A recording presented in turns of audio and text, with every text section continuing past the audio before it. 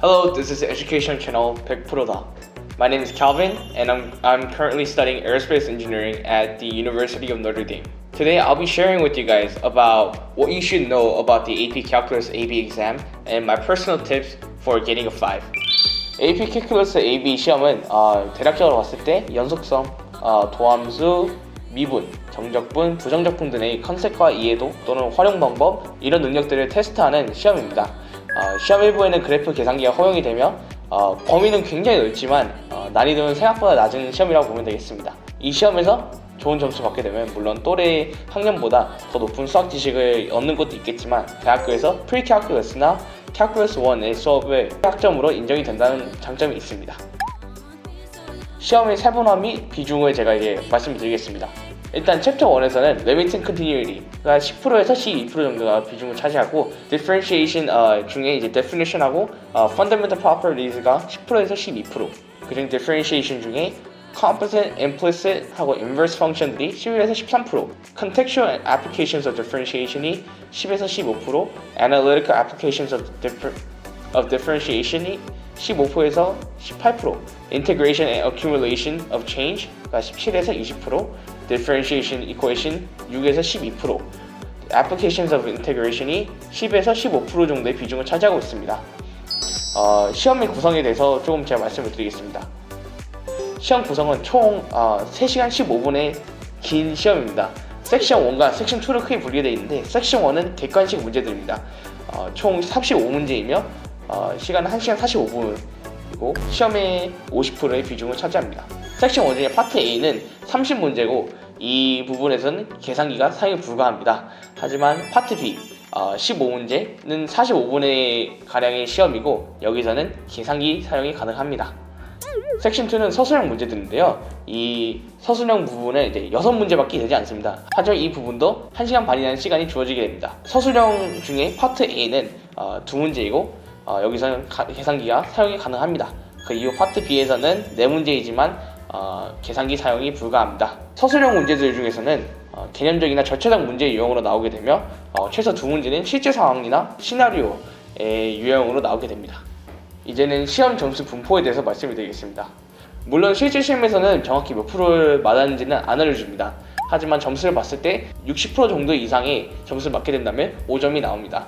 대략적으로 매년 30만 명의 학생들이 AP Calculus AB 시험을 보게 되는데 그중 20%의 학생들이 5점을 맞게 됩니다. 4321점도 대략적으로 20% 정도씩 분포가 되어 있습니다. 이 시험은 다른 AP 시험들과 비교적으로 5점을 받기 쉬운 시험입니다. 예를 들어 AP Physics 1 같은 경우는 5점을 받는 학생들이 약 4% 정도 받게 되지 않습니다. 개인적으로 봤을 때 이 시험은 수학을 못하고 잘하고를 떠나서 준비를 얼마나 열심히 했는지 안 했는지 따라 5점이 주어지는 시험이라고 봅니다. 아무리 수학을 잘해도 주의를 하지 않거나 준비를 철저히 안 하면 실수로 안타깝게 4점 또는 3점을 받는 경우도 많이 봤습니다. 이제는 저희 공부 방법에 대해서 알려드리겠습니다. 개인적으로 저는 개념을 먼저 마스터하고 실전적인 문제를 풀어보며 개념이 어떻게 적용이 되는지를 보고 마지막으로 정리를 하는 것을 추천드리고 싶습니다. 인터넷에 조금만 찾아보면 AP Calculus AB에 대한 모든 컨셉을 자세히 설명해 주거나 연습 문제를 주거나 모의 시험을 보게 해주는 웹사이트도 굉장히 많습니다. 인터넷만으로도 충분히 시험을 준비할 수 있을 정도로 잘 갖춰져 있습니다. 신중하게 골라야겠지만 인터넷을 꼭 활용하시면 좋은 점수를 거두는 데 도움이 되실 겁니다. 추가적으로 인터넷에 AP Calculus AB cramsheet이나 아니면 cheatsheet을 치면은 유용한 공식들과 어려운 컨셉들이 깔끔하게 정리되어 있는 종이가 나옵니다. 그것을 물론 실제 시험에서는 사용하면 안 되겠지만 이 시험 전 이 종이에 적혀있는 모든 것을 잘 알고 있는지 확인하고 모르는 부분들은 자주 들고 다니면서 공부를 하면 도움이 될 겁니다. 시험 문제들은 매년 새로 출시되지만 문제들의 유형은 굉장히 비슷하게 출제가 됩니다. 질문하는 패턴이나 그림들은 조금씩 다르게 나오지만 자신이 이미 풀어봤던 문제라고 착각할 정도로 굉장히 비슷하게 나오는 경우가 종종 있습니다. 그러니 저희가 공부해야 되는 문제, 알아야 되는 문제들은 거의 정해져 있다고 보시면 됩니다.